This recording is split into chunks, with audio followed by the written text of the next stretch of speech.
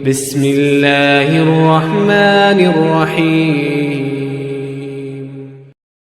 Ayo semangatin Pak orang lain. Saya turun di Medan Dakwah 2014 di Mualaf Center Bandung. Saya temenin di Mualaf Center Bandung. Alhamdulillah ada sekitar 100 orang yang saya mualaf bareng itu. Termasuk seorang bule bernama Jason Starton from London. And I can't speak in English very well. So I bring my friend from ITB maksudnya. Dari ITB. Saya bawa teman saya dari ITB. Brother, kata aku, temenin saya nih, saya mau ketemu sama bule Jason Starton. Saya nggak bisa bahasa Inggris. Oh ayo katanya. Oke, teman saya SD nih, kuliah di ITB, saya bawa. Saya masih belum pede. Saya bawa teman lagi yang ahli bahasa Inggris, guru bahasa Inggris. Teman saya, tetangga saya bawa juga. Jadi ada bertiga. Saya dosen, guru bahasa Inggris, sama satu lagi mahasiswa ITB. Ketemuan di sebuah mall di kota Bandung namanya Istana Plaza. Daerah Pasir Kaliki dekat Pajajaran. Di persimpangan kami datang di situ, ketemu Jason Starton. Begitu Jason Starton ngomong, cerita ketika itu dia pengen tahu bagaimana kisah dirimu menemukan Islam. Lalu saya cerita, demi Allah, saya sebelum parkiran, sebelum masuk ke Istana Plaza, saya doa yang biasa didoakan oleh Nabi Musa alaihissalam. Ya Allah, saya ingin menyampaikan lisan dakwah tentang Islam, namun segala keterbatasan bahasa, aku khawatir ya Allah, tapi saya yakin Engkau mampu mencerdaskanku, Engkau mampu melancarkan lisanku. Demi Allah ikhwan. Ketika naik di Istana Plaza begitu ketemu sama bule, cascis cus, si Boni itu tiba-tiba ngomong bahasa Inggris. Okay, Islam is and you can open up the Quran, so you download in Android's Play Store. Okay, that is Quran Android, so download please and read this every day. And I want to tell you about Islam. Cerita, demi Allah. Saya cerita, teman saya yang ITB sama yang guru bahasa Inggris diam. Sampai beresnya, saya turun, teman yang ITB saya bilang, lah Bon, lah kalau lu bisa bahasa Inggris ngapain lu ngajak gua? Saya bilang, brother, demi Allah, kalau saya disuruh ngulang, saya nggak akan bisa.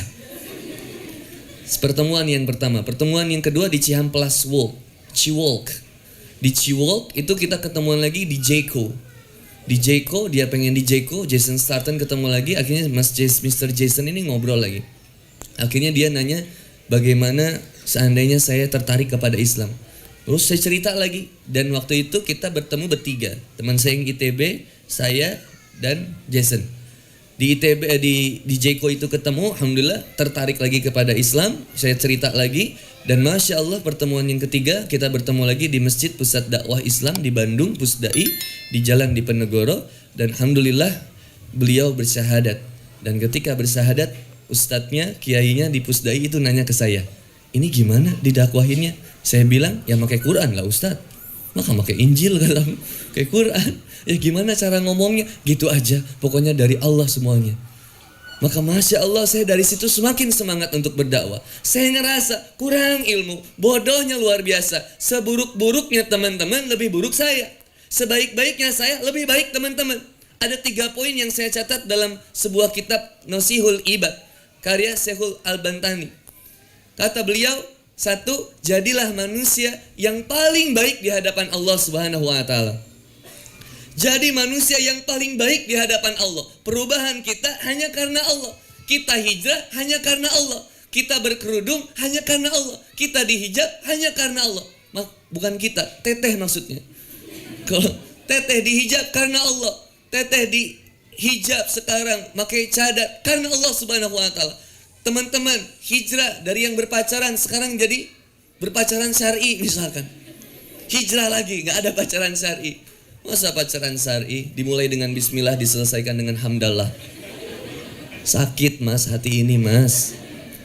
Kak Ahwat, jangan mau dibodohin sama laki-laki ya. Jangan. Pacaran itu hanya menyiapkan hati untuk tersakiti.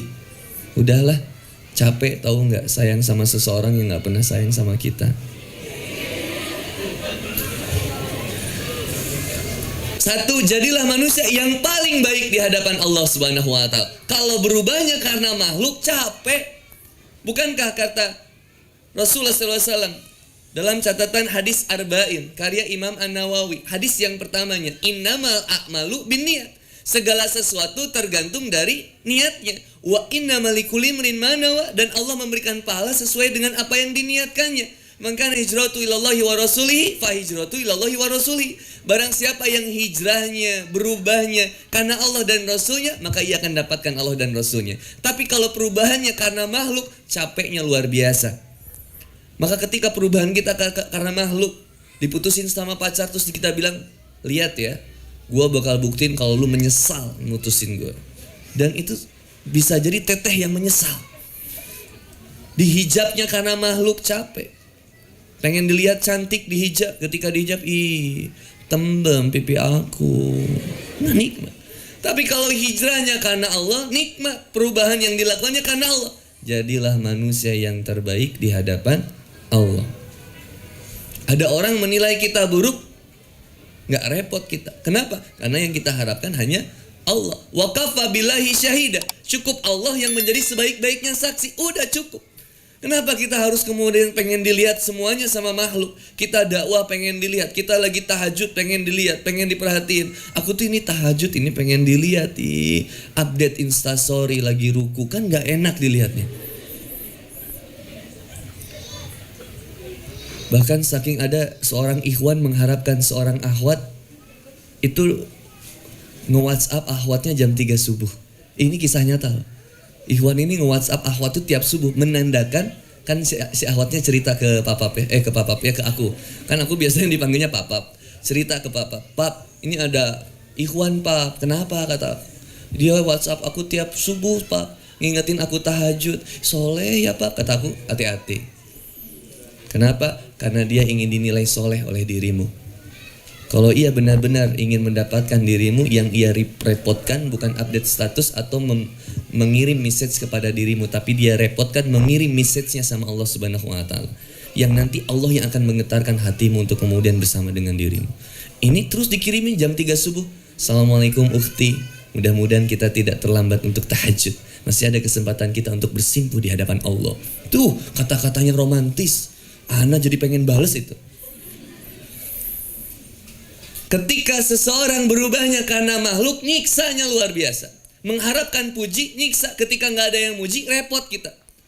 Bukankah ketika teteh posting di Instagram, ada yang berpengaruh ketika dalam postingan itu tidak ada yang love? Atau misalkan ada yang love-nya, dia ada yang love-nya nambah. Mantan aku nge-love, ini kecengan aku nge-love, ya Allah. Coba, setiap caption ada yang komentar, kan ngaruh juga.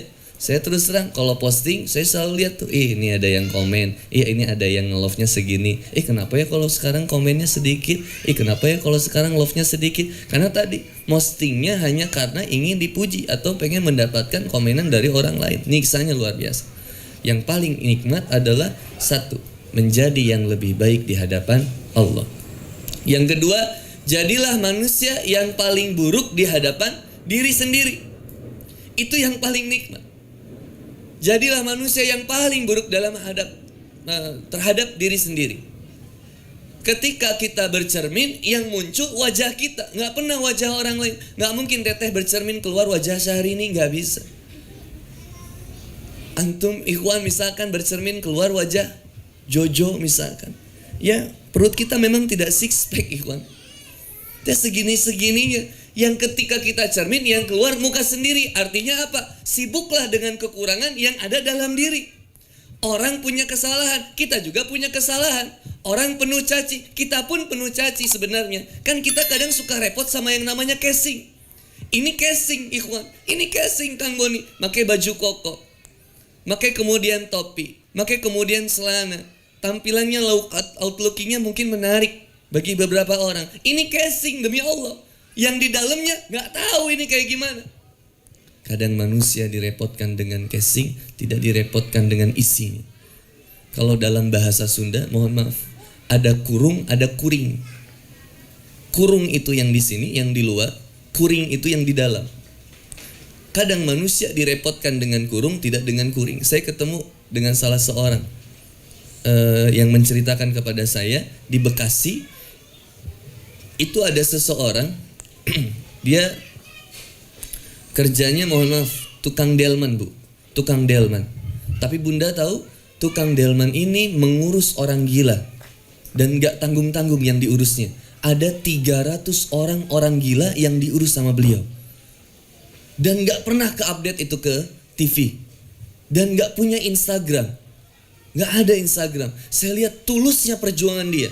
Seorang yang normal, yang biasa, bukan ustadz, bukan kiai, tapi dia mengurus orang gila sampai 300 orang, dan demi Allah itu sebagian sampai ada yang sembuh. Hebatnya, sampai diteliti sama dokter, ini bagaimana tips and triknya bisa menyembuhkan orang gila. Saya ngurus satu manusia yang normal aja repot. Kadang orang normal lebih-lebih daripada orang gila. Orang gila gak suka harta. Orang normal gila akan harta. Pernah lihat orang gila? Gila akan jabatan? Gak ada. Orang normal gila akan jabatan? Banyak. Orang gila tidak pernah menghina orang normal. Orang normal yang sering menghina orang gila. Coba Ukti lihat orang gila. Ih, orang gila takut. Pernah lihat orang gila takut ngeliat Ukti? Gak ada. Ih, orang normal takut? Gak ada. Ngelihat orang gila itu tenang. Ada hikmah. Sebutannya kenapa disebut orang gila? Kan itu tidak manusiawi. Lah kadang kita yang lebih gila. Orang gila itu, mohon maaf, disebutnya orang gila. Tapi menurut saya tidak seperti gila. Kenapa? Dia makan biasa makan. Rizkinya selalu ada. Tauhidnya mantap. Selalu yakin rizki itu pasti ada. Makan dimanapun sehat dia. Kita makan pilih-pilih sakit. Kanker, diare, mensrai maksudnya ya. Repot kita. Ngelihat, ambil hikmah dari orang gila. Anda pernah mohon maaf ya. Kan ini judulnya rezeki yang terlupakan ya. Ini kita latar belakangnya dulu, intronya dulu. Nih saya ngelihat orang gila Pak. Saya demenin orang gila itu. Saya kasih makan, dia bisa makan. Kadang kemarin ada yang viral. Orang gila yang masih hafal bacaan surat Ar-Rahman. Jiwa manusia, penyakit. Dalam manusia ada dua penyakit. Ada penyakit fisik, ada penyakit hati. Penyakit fisik kata Rasulullah SAW itu obat. Yang pertama taubat, berdoa kepada Allah. Yang kedua baru berobat. Dahulukan taubat sebelum obat. Penyakit fisik tidak akan mempengaruhi penyakit hati. Penyakit fisik tidak akan mempengaruhi penyakit hati. Tapi penyakit hati bisa mempengaruhi penyakit fisik. Berapa banyak ukhti yang diputusin, mohon maaf, yang ditinggal nikah, melendoi hidupnya. Disuruh makan dulu sayang, gak nafsu makan. Pengen mati bawaannya. Ngelihat baygon kayak sirup marjan. Tuh, luar biasa. Ngelihat autan udah kayak selai roti. Bawahnya udah gak nafsu. Mau kuliah juga, ayo sayang kuliah. Hidupku sudah tidak berguna tanpa dirinya. Berapa banyak ikhwan yang melendoi diputusin sama ceweknya. Ketika penyakit hati mampu mempengaruhi penyakit fisik. Tapi kalau sakit fisik tidak akan mempengaruhi penyakit hati. Contoh, ada 4. Tadi 2 penyakit ya, penyakit fisik, penyakit hati. Sekarang kita kepada kenikmatan, kepada kesehatan. Nikmat hidup dan nikmat sehat. Ada seseorang yang sehat jiwanya, sehat raganya. Sehat jiwanya, iman tertancap dalam dadanya. Ketika sehat jiwanya, sehat raganya, hartanya pun ia miliki. Sehat raganya, kaki ia mampu dengan berjalan dengan baik. Penglihatan masih bagus, pikiran masih cerdas. Mudah dia beribadah kepada Allah Subhanahu wa taala. Datang ke masjid pun mudah. Karena hatinya sehat, jiwanya sehat, raganya sehat. Sekarang ada yang kedua. Ada yang jiwanya sakit, raganya sehat.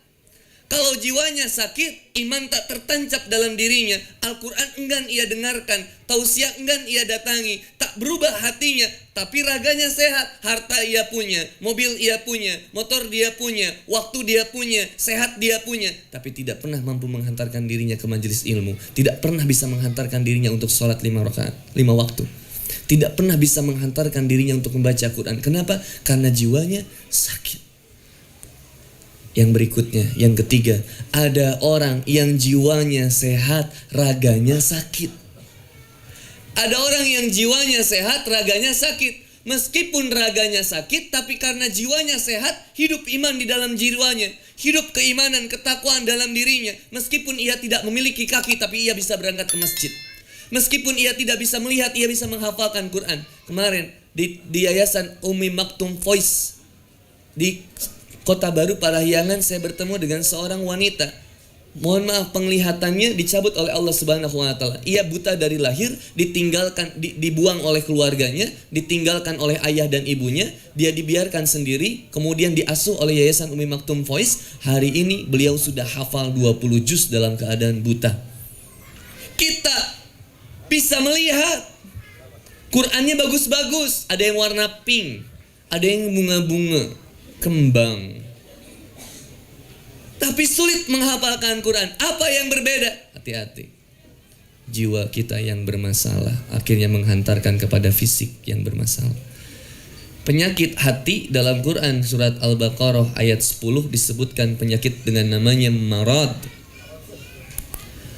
Maka ketika ada marad disebut, kemudian penyakit orang ini disebut orang yang munafik.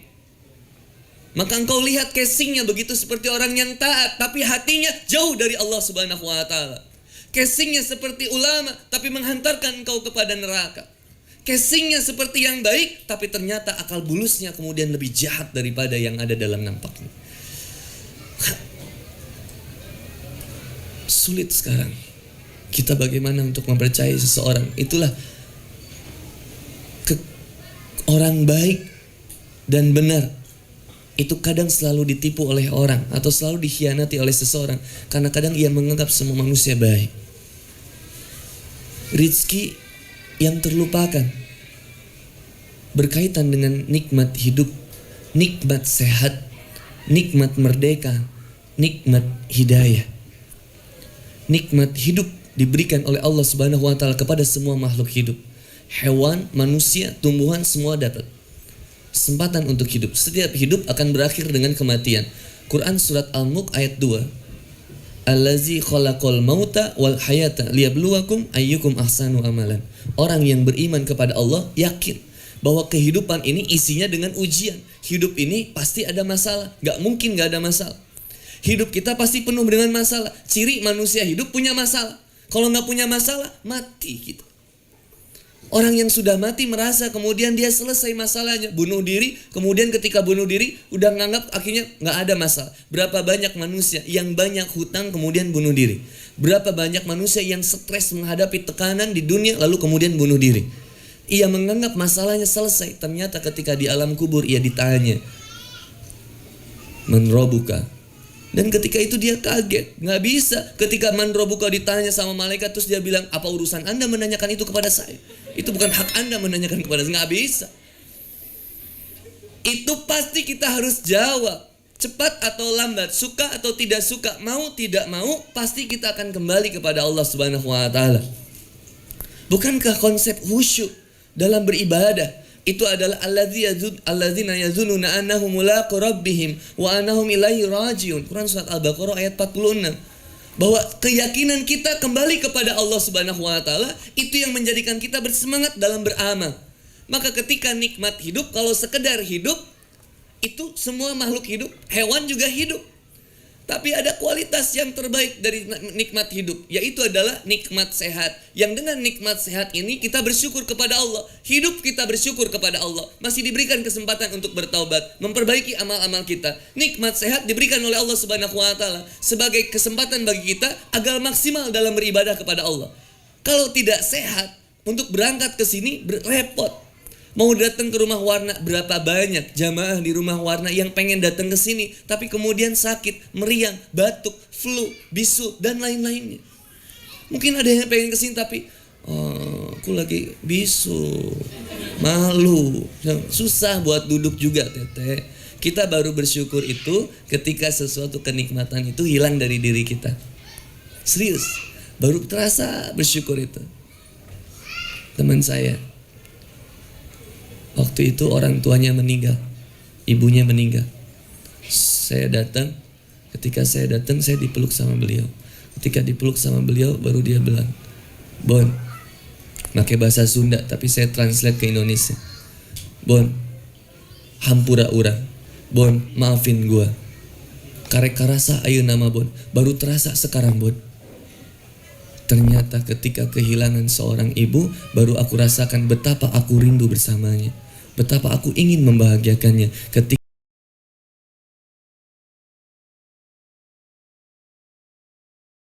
ibu sudah meninggal, baru saat ini aku terasa begitu menyesal. Lalu saya katakan kepada dirinya, brother, yang namanya penyesalan selalu adanya di akhir. Sudah, jadilah anak yang soleh untuk kemudian berbakti kepada ibu dengan setiap doa-doa, insya Allah akan diterima oleh Allah Subhanahu wa Ta'ala. Baru terasa nikmat, baru terasa rindu ketika sudah meninggal. Kita akan merindukan setiap handphone, SMS dari ibu. Baru kerasa rindunya ketika ibu sudah meninggal. Nggak ada lagi yang SMS, nggak ada lagi yang nelfon, nggak ada lagi yang WhatsApp, nggak ada lagi yang bawel cerewet di rumah, nyuciin baju, ngerapiin rumah, nyiapin makanan. Baru terasa ketika hilang, meninggal. Baru kerasa, mama di mana? Udah meninggal. Baru terasa hilang. Sebelum semua terlambat, nikmat hidup, nikmat sehat. Mumpung masih sehat, mampu bahagiakan orang tuamu.